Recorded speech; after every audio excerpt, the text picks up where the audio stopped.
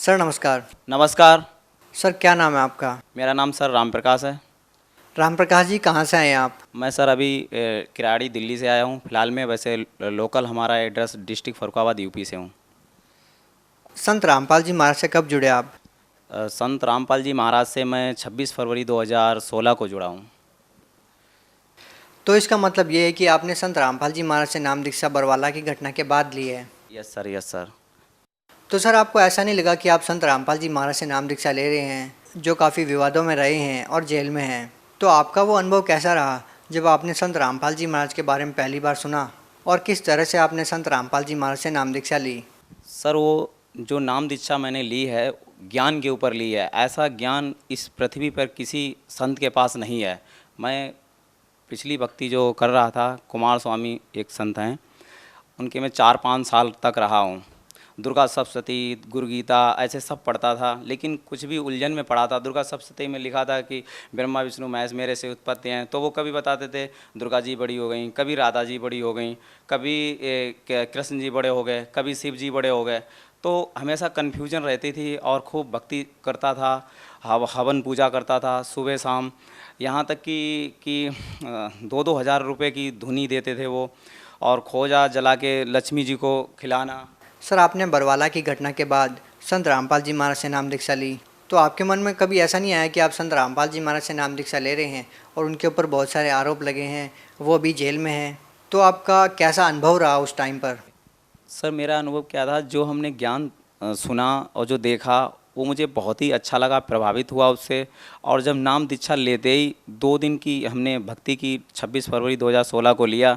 उसके बाद पिछला मेरी आर्थिक स्थिति बहुत ज़्यादा ख़राब थी, और 2-2.5 दिन की भक्ति से मेरी आर्थिक स्थिति एकदम ऐसे बदल गई जैसे पिछले से 3 गुना ज़्यादा लाभ हुआ मुझे इनकम में। फिर मुझे भरोसा हो गया, और धीरे धीरे यही चमत्कार जैसे जैसे मेरे साथ आगे होते रहे, तो चमत्कार दिल मजबूत होता रहा। लोग ऐसे मिल जाते थे, कहते थे वो तो अभी जेल में हैं, लेकिन हम जब हमारे घर में पहले मैं गीता जी रखी थी, तो उसको मैंने जब मेरी भक्तमती ने मिलाया तो उससे प्रमाण मिलते गए। तो साक्षात साबित होता गया कि यही पूरे ब्रह्मांड में ये रामपाल जी महाराज के अलावा कोई सद्भक्ति दे ही नहीं रहा है। ऐसा पहली बार देख रहे हैं कि कोई संत जेल में है और उसकी लगातार जो लोकप्रियता है वो लगातार बढ़ रही है, लोग लगातार उनसे जुड़ते जा रहे हैं। तो सर ऐसा कैसे संभव हो सकता है कि जेल में बैठे एक संत लाखों लोगों का जो नशा है वो छुड़वा देते हैं, कैंसर जैसी भयानक बीमारियां हैं वो ठीक कर देते हैं?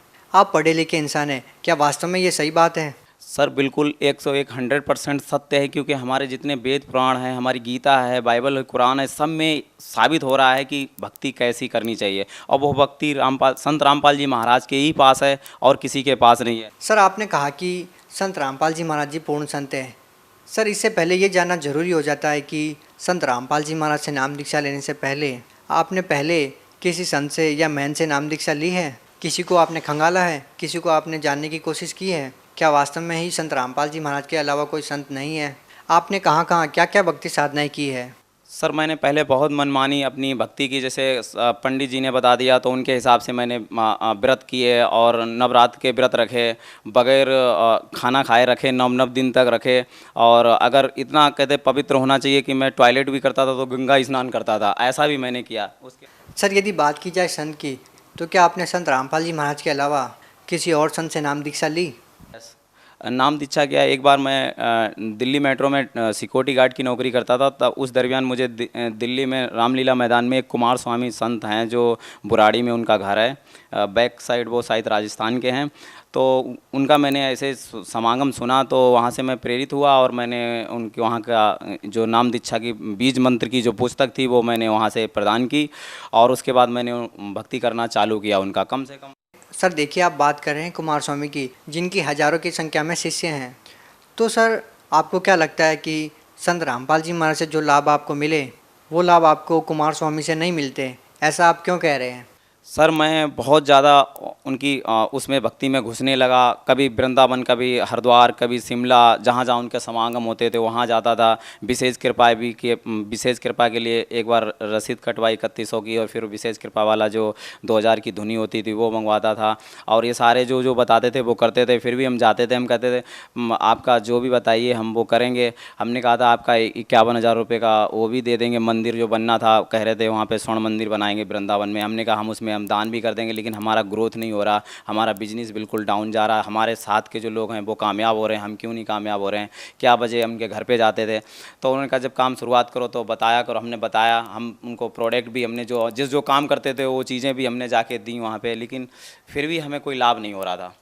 तो हम आपसे ये जानना चाहते हैं कि संत रामपाल जी महाराज से नाम दीक्षा लेने के बाद आपको क्या क्या लाभ हुए हैं? सर सबसे चमत्कारी रिजल्ट जो है संत रामपाल जी महाराज के नाम दीक्षा लेने के बाद हमारे साथ आर्थिक की स्थिति जो ख़राब थी, हमने बोला भी है कि हमारी जो इनकम थी बिल्कुल कम थी। 2.5 दिन भक्ति की, उसके बाद 3 गुना मेरी बढ़ी। उसके बाद कुछ समय बाद हमारी जो भक्तमती थी उन्होंने भी 1 सप्ताह के बाद नाम ले लिया। और नाम लेने के बाद और उन्हें पहले भी काफ़ी कुछ हद तक प्रॉब्लमें रहती थी, लेकिन हमने कोई इतनी बड़ी जांच नहीं कराई जिसकी वजह से हमें पता लगे। लेकिन जब हमने 2016 में ही जब जांच कराई, शायद 30 सितंबर को एक जांच हुई, उसके अंदर इतनी खतरनाक रिपोर्ट आई, वो हम रिपोर्ट भी साथ में लेके आए हैं, जिसमें डॉक्टर देखने के बाद भी हैरान रह गया कि इतनी रिपोर्ट में एकदम वो था कि जो लेडीज डॉक्टर थी वो एकदम हैरान हो गई। उसने तुरंत प्राइवेट डॉक्टर ने एक गवर्नमेंट हॉस्पिटल जो कि बहुत पुराना हॉस्पिटल है, लेडी हार्डिंग हॉस्पिटल दिल्ली में राजीव चौक के पास, वहाँ के लिए भेज दिया था ये रिपोर्ट कराते ही, जिसकी ये आप सीन भी देख सकते हैं। इतनी स्थिति ख़राब है। क्या हो गया था? कि पहले तो 4-5 महीने की प्रेगनेंसी थी, लेकिन प्रेगनेंसी बिल्कुल उसके बच्चे के टुक्कड़ टुक्कड़ हो गए थे, और जो बच्चा दानी जो डॉक्टर ने हमें बताया था कि वो बिल्कुल चिपक चुकी है। और मुझे बाद में पता लगा जब कीमोथेरेपी के लिए भेजा गया कहेंगे, जबकि एक सब कैंसर की बात है। ये इस फोकस को कोई प्रोफेसर या बड़ा डॉक्टर समझ सकता है कि ये बीमारी कौन सी होती है। वो बहुत ख़तरनाक बीमारी होती है, जिसमें उसमें फाइल में लिखा भी था कि इसमें 90% से ज़्यादा चांसेस हैं ख़त्म होने के। इस तरीके से बहुत ज़्यादा प्रॉब्लमें थी और एकदम इमरजेंसी में एडमिट कर लिया। बल्कि हम परमात्मा का नाम जाप कर रहे थे, इसलिए इतनी बड़ी प्रॉब्लम भी हमें लग नहीं रही थी। ये खुद ही अपना काम करती थी। अच्छा, बीमारी किनको थी? बीमारी हमारी भक्तमती को, यानी हमारी वाइफ को, हमारी भक्तमती को। क्या नाम है इनका? इनका रीमा चौरसिया। वैसे अब दास हैं परमात्मा के। क्या आपके जो पति बता रहे हैं, जो भी ये बातें बता रहे हैं, क्या वो सच है? हाँ जी, बिल्कुल सच है। जी, तो फिर उसके बाद क्या हुआ? आपने डॉक्टर को दिखाया, कैंसर जैसी भयानक बीमारी आपको मिली, तो सर उसके बाद क्या इलाज करवाया आपने? डॉक्टरों ने एकदम इमरजेंसी में एडमिट कर लिया। उसके बाद बोला कि अपना ब्लड वगैरह दीजिए और इनका ऑपरेशन होगा बहुत इमरजेंसी में, और कुछ भी हो सकता है। कितना खर्चा आना था? खर्चे के लिए बता रहे थे कि एक डॉक्टर ने बताया भी था कि अगर इसका पूरा प्रोसेस होता है कि एक एम्बुलाइजेशन भी किया जाए, क्योंकि आपके अभी बच्चे नहीं हैं और ये जो स्थिति है बहुत ख़राब हो चुकी है। अगर ऑपरेशन करते हैं ब्लीडिंग बहुत ज़्यादा होगी, बच्चादानी निकालनी भी पड़ेगी, तो ये वाला ऑपरेशन बहुत ख़तरनाक है, ये हम नहीं करेंगे क्योंकि आपकी उम्र कम है, आपकी मेरी भक्तमती की। तो उस हिसाब से उन्होंने एक एम्बुलाइजेशन बोलते हैं उसको, वो जीवी पंथ में या बहुत बड़े बड़े हॉस्पिटलों में ही होता है, तो उसके लिए उन्होंने बोला। और शॉर्ट में एक बार बताया भी था कि इसमें 10 लाख का खर्चा आता है। तो हमने कहा हम पैसा है ही नहीं, हम गरीब आदमी, हम कहाँ से ऐसे कर पाएंगे पैसा, इतनी स्थिति हमारी ख़राब है। फिर उन्होंने बोला कोई बात नहीं, इस बीमारी के लिए हम बाहर दूसरे देश होते हैं, वहाँ से हम पैसे का भी व्यवस्था कर लेंगे, लेकिन आपका करेंगे जो भी है और हम देखेंगे। इस तरीके से परमात्मा की दया से फिर हमने कहा ऑपरेशन बच नहीं सकता। हमने बहुत कोशिश की, हमने कहा मैं भी कुछ आयुर्वेद की चीज़ें जानता हूँ और ऐसे ऐसे कंपनी में वो चीज़ खिला सकता हूँ। तो उन्होंने साफ मना कर दिया, कोई चीज़ नहीं देनी है और आप सिर्फ ऑपरेशन ही इसका रास्ता है। बड़े प्रोफेसर से भी मेरी बात हुई, डॉक्टर से जो केस को हैंडल कर रहे थे मेरी मैडम का, तो उन्होंने साफ मना कर दिया कि ऑपरेशन ही होगा और डेट भी डाल दी। और जीबी पंथ के एक डॉक्टर हैं, उनसे बात भी कर ली, वो लेटर भी हमारे पास है, जीबी पंथ के लिए रेफ़र किया गया।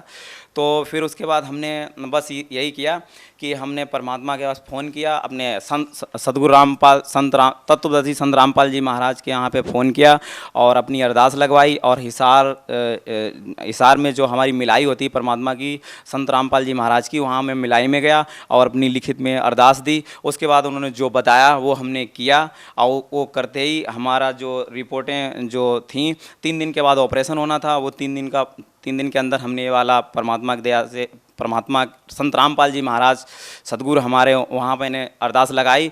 उसके बाद ये रिपोर्ट जो ये लेडी हार्डिंग के लिए भेजा था, जीबी पंथ के लिए, ये लेटर है वो।